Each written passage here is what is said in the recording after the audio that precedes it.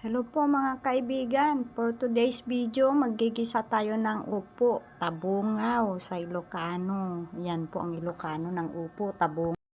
Ayan po, umpisahan na natin magluto. Ginasa ko na yung bawang tsaka sibuyas. Yung sibuyas ko ay native, yung maliliit po, pinitpit ko na lang. Yan, lagay ko na rin yung hipon. Haluin.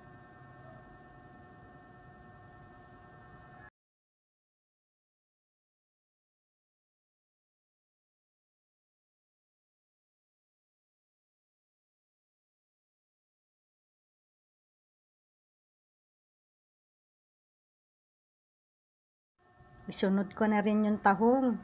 Pinakuloan ko yung tahong. Tsaka nilagyan ko na rin ng asin para hindi na ako mag-aasin dito sa lulutuin ko. Kasi may lasa na yung tahong. Diyan na po siya kukuha ng lasa niya, yung upo. Ilagay ko na to yung isang plangganang upo. Siguradong mapupuno itong kaserola ko. Pero pag naluto na po yan, wala na po yan. O unti na lang po yan. Magtutubig po kasi yan, upo.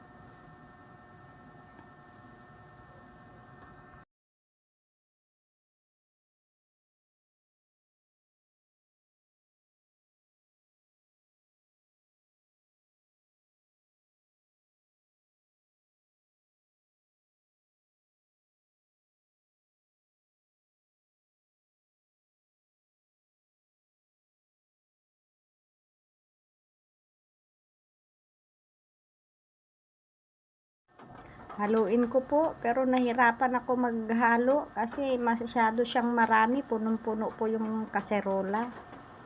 Baka magtalsikan po't matapon.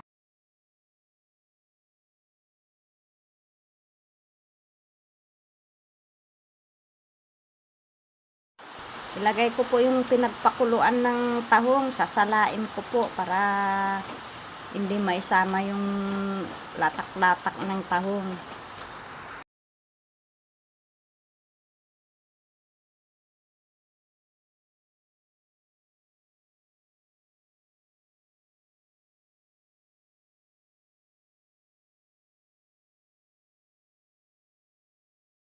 Tatakpan ko po at papakuluin. Pag kumulo na po yan, mahahalo ko na po ito. Ayan, kumulo na nga po.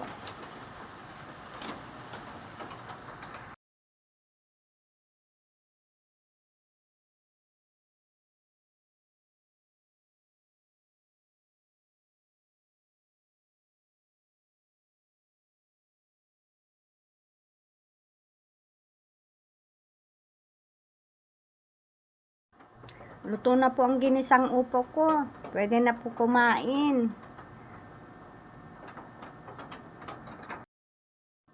For the go. Ito na yung ginisa kong upo. Naluto na.